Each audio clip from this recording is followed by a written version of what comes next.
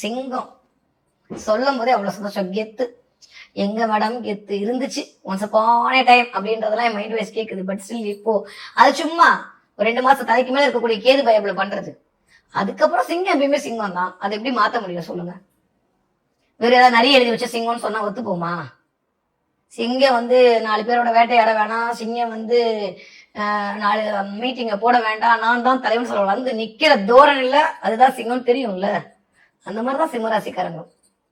4 பேருக்கு நல்லது பண்ண வேண்டாம். ஏன்னா எப்பயுமே எதையுமே எதிர்பார்க்காம நேர்மை இசைக்கோல்ட்டு அப்படின்னு போட்டா எனக்கு தெரிஞ்சு வருது சிம்மராசி மட்டும். ஸோ சிம்மராசிக்காரர்களுக்கு இந்த தடவை 8ஆம் இடத்தில் போய் சனி அமரப்போற. ஐயோ அஷ்டமத்துல சனியா, இதுக்கு கவலைப்பட்டுக்கிட்டு அதாவது சனியே டென்ஷனா இருக்காரு இந்த தடவை. இந்த சிம்மராசிக்காரங்களை மட்டும் ஒண்ணுமே பண்ண முடியலையே. போன தடவை ஏதாவது பண்ணான்னு பார்த்தா இந்த குரு பையன் வந்து டென்ஷன் பண்ணான்.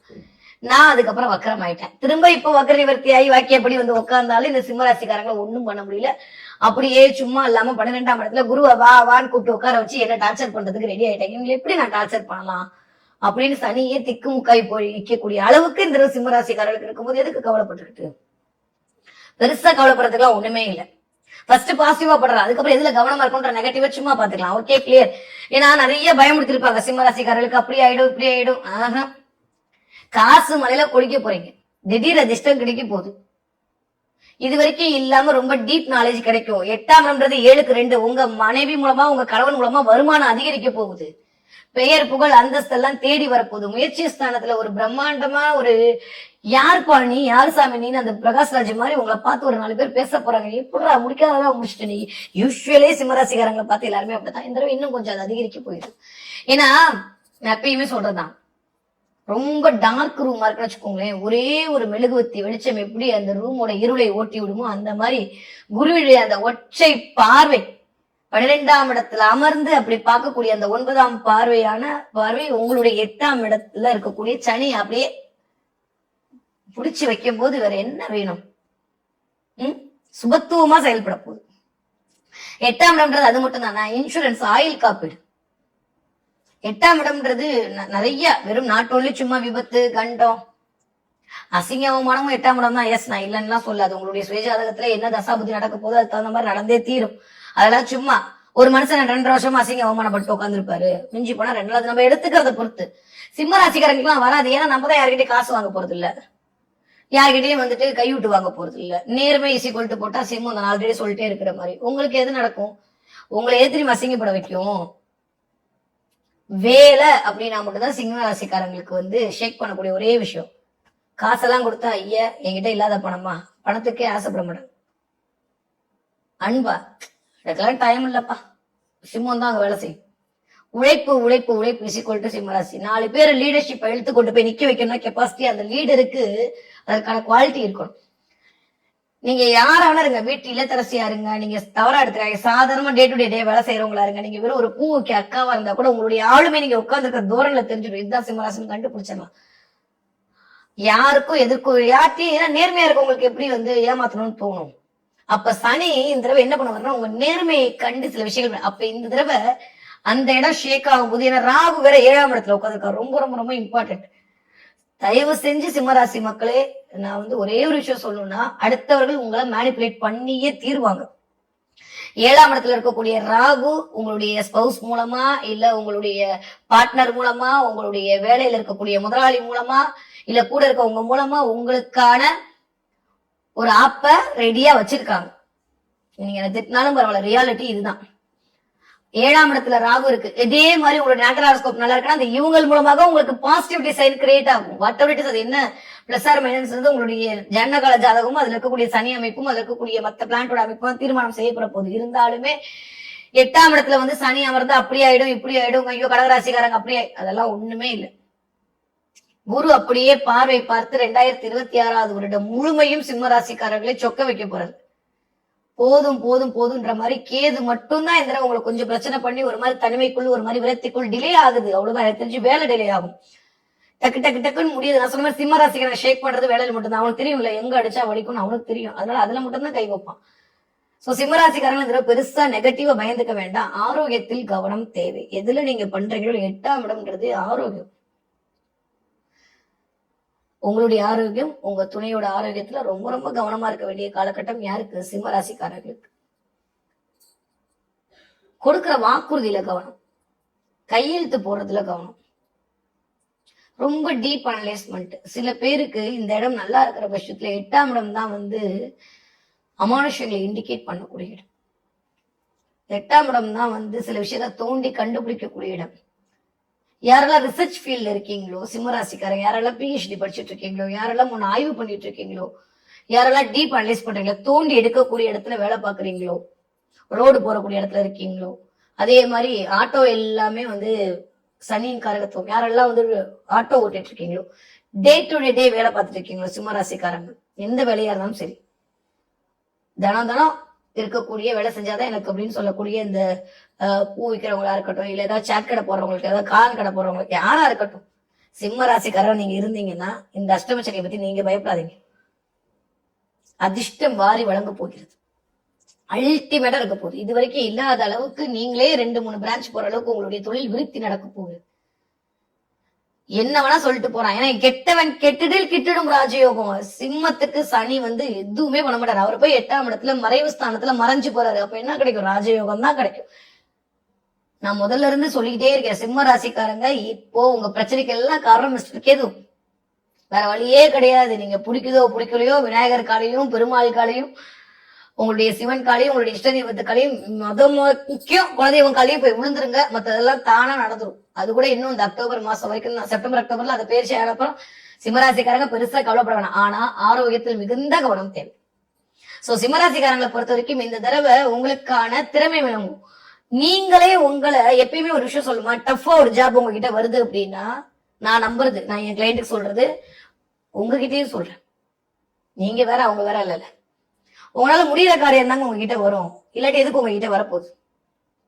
உங்களால முடியும்னு அவனுக்கு தெரியும். அதனாலதான் இந்த மாதிரியான விஷயத்த உங்கள்கிட்ட கொடுக்குறான். யாரால எதை ஹேண்டில் பண்ண முடியும்னு தெரியும். அதனாலதான் அவங்களுக்கு தகுந்த மாதிரியான பிரச்சனையும் அவங்களுக்கு தகுந்த மாதிரியான சூழ்நிலையும் உருவாக்குறான். இந்த சிம்மராசிக்காரர்களுக்கு இவ்வளவு பிரச்சனையும் உங்களால ஹேண்டில் பண்ண முடியும் பிரபஞ்சத்துக்கு தெரியும். அதனாலதான் இந்த மாதிரி பிரச்சனையை கொடுக்குது.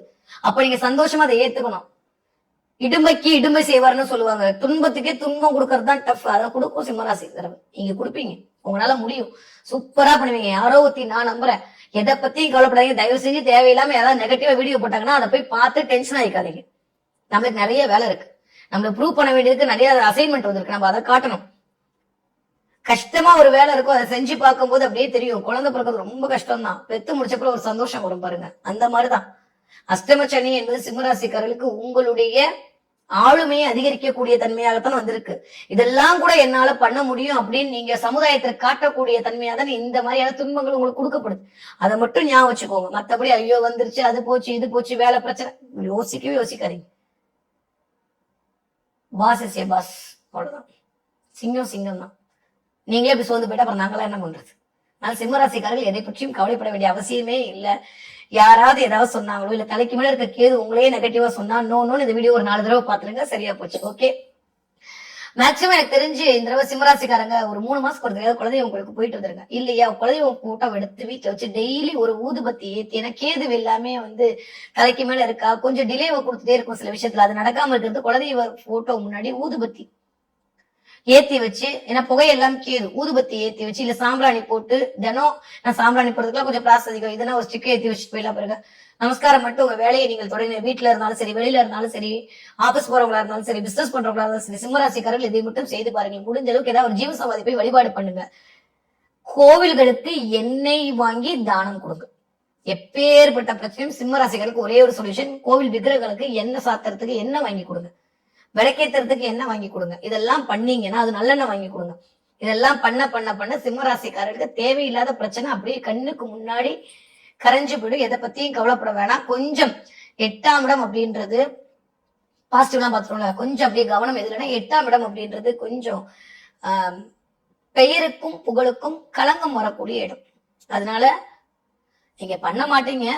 ஒருவேளை ராகு உங்களை பண்ண வைக்கிறாரு, 7ஆம் இடம் இயங்குது அப்படின்னா கொஞ்சம் கவனம். மனசுக்கு ஒப்பாத எந்த விஷயத்தையும் பண்ணாதீங்க. சிம்மம் எப்பயும் மனசுக்கு ஒப்பாத விஷயத்த பண்ண மாட்டாங்க. ஆனா வேற வழி இல்ல, இஎம்ஐ கட்டணும், வேற வழி இல்ல, குடும்பத்தை காப்பாத்தணும், வேற வழி இல்ல, உட்காந்துக்கணும், வேண்டாம். அதனால அதை மட்டும் கவனம். இல்லாட்டி சில பேருக்கு அது காலபுருஷனுடைய 12ஆம் இடமா இருக்கு, சிறைவாசம் வரைக்கும் கொண்டு போய் விட்டுரும். அதனால ஸ்மக்லிங் வேலை, சட்டத்திற்கு புறம்பான வேலைகள் உங்களுக்கு பண்ண மாட்டீங்க. ஒருவேளை உங்களை தூண்டுற மாதிரி வந்தாலும் இந்த வீடியோ உங்க கண்ணில் பட்டுச்சுன்னா வேண்டாம் அப்படின்னு நிப்பாட்டிடுங்க. தயவு செஞ்சு வேண்டாம். பெரிய பிரச்சனை கொண்டு போய் மாட்டி விட்டுரும். ஏன்னா சனி எவ்வளவுக்கு எவ்வளவு நல்லது பண்ணுதோ அதே சமயம் விலங்கு மாற்ற அளவுக்கு உங்களை கொண்டு போய் நிப்பாட்டும். 8ஆம் இடம் அப்படின்றது பாசிட்டிவும் குறிக்கும், நெகட்டிவும் குறிக்கும். அந்த இடத்துல சனி அமர்ந்து உங்களை பார்க்கக்கூடிய இடமே உங்களை ஆல்மோஸ்ட் வருமானம் தரக்கூடிய இடத்தை பார்க்குது. 10ஆம் இடம், 2ஆம் இடம், 5ஆம் இடத்தை பார்க்கிறார். வேலை ஸ்தானத்தை பார்க்கிறாரு. கொஞ்சம் கவனம். 2ஆம் இடத்தை வீடு. கோவப்படாதீங்க. வீட்டுல ரொம்ப ரொம்ப கொஞ்சம் பொறுமையா இருங்க. சில சமயம் எல்லாரும் என்னை விட்டுட்டாங்களோ தனியா இருக்கணும்ன்ற மாதிரி சில உணர்வுகள் வரும். 2ஆம் இடத்தை சனி பார்க்கும்போது அந்த இடத்த ஃப்ரீஸ் பண்ணும். நம்மள ஒரு பக்கம், நம்மளோட பொண்டாட்டி பிள்ளைங்க ஒரு பக்கம் பிரிக்க வைக்கும். இதெல்லாம் வந்ததுன்னா டென்ஷன் ஆகாதீங்க. இது இப்படிதான் இருக்க போது ஒரு 2 வருஷத்துக்கு. அதுக்கப்புறம் அதுவே சரியா போகுது. அதனால இதை மட்டும் புரிஞ்சுக்கிட்டீங்கன்னா போதும். எதை பத்தி ஒரி பண்ணாதீங்க. நடப்பவே எல்லாம் நன்மைக்கு மட்டும்தான் நடக்க போகுது. இந்த உங்களுடைய ஆளுமை அதிகரிக்க போகிறது. நீங்க யாருன்றத உலகத்துக்கு ப்ரூவ் பண்ண போறீங்க. இவ்வளவு இதுலயும் சிம்மராசிக்கார எந்திரிச்சு எப்பயும் போல நிக்கிறான்ற விஷயத்த நீங்க பறைசாற்ற போறீங்க. சோ எதை பத்தியும் கவலைப்பட வேணாம். படிக்கிற சிம்மராசிக்கார பிள்ளைங்க சூப்பரா படிப்பீங்க. திறமையை வெளிப்படுத்தி இது வரைக்கும் மக்கா உட்கார்ந்த பிள்ளைங்க அப்படி தாறுமாறா இயங்க போறீங்க. வெறி பிடிச்ச வேங்கையா இருக்கும் சிம்மராசிக்கார பிள்ளைங்க இந்த தடவை. அதே சமயம் நேரம் 8ஆம் இடம் வந்து ரொம்ப சிக்கா ஆடுவாங்க. ஆரோக்கிய ரீதியாக கொஞ்சம் பிரச்சனையை சிம்மராசிக்கார குழந்தைங்க சந்திக்கும், இல்ல சிம்மராசிக்காரர்களுடைய குழந்தைகளும் சந்திப்பார்கள். அதனால ஆரோக்கியத்துல மட்டும் பிள்ளைங்களுடைய ஆரோக்கியத்துல ரொம்ப கவனமா இருக்கணும். சரியா? ஏன்னா குரு சனியுடைய காம்பினேஷன் இதெல்லாம் தாண்டி பிள்ளைங்க சுய கௌரவத்துல கொஞ்சம் ஒரு மாதிரி பிரச்சனை. இந்த 10 வயதுல வச்சிருக்கக்கூடிய பிள்ளைங்கள்ட்ட ஒரு கண்ணு வச்சுக்கோங்க. அது மட்டும் கொஞ்சம் தேவை, பார்த்துக்கோங்க. ஏன்னா மென்டலி கேது வந்து இருக்கும்போது சில டிப்ரெஷன் ஸ்டேட்டுக்குள்ள பிள்ளைங்களை கொண்டு போய் விடும். அதெல்லாம் ஒண்ணும் இல்ல. கல்யாணம் ஆனா ஏன்டா கல்யாணம் பண்ணணும் இருக்கும். கல்யாணம் பண்றப்ப எப்படா கல்யாணம் பண்ணணும் இருக்கும். உங்களுக்கு தெரியாத நீதி ஒண்ணுல சட்டத்திட்ட ஒண்ணுல நான் என்னத்த சொல்றது.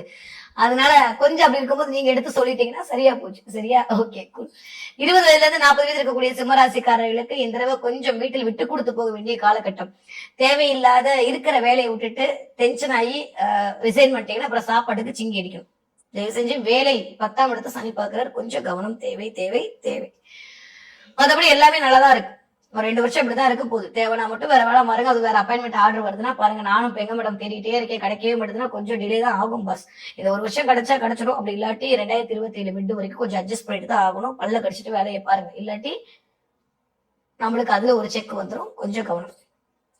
40 வயதுல இருந்து 60 பேர் கூடிய சிம்மராசிக்காரங்க ஆரோக்கியத்தில் மிகுந்த கவனம் தேவை. வயிறு சம்பந்தப்பட்ட இடத்துல ரொம்ப கவனமா இருக்கணும். கணுக்கால் கால் பிடிச்சி இழுக்கிறது, பின்னாடி முதுகு தண்டு விடப்பைன்னு சொல்லி கொஞ்சம் படுத்து எடுக்க போறாரு சிம்மராசிக்காரர்கள். ஏன்னா இந்த வயது ஒருத்தவர்களுக்கு எல்லாம் ஆல்மோஸ்ட் நடக்கக்கூடிய திசை ராகு தசை குரு தசைன்ற மாதிரி இருக்கும்.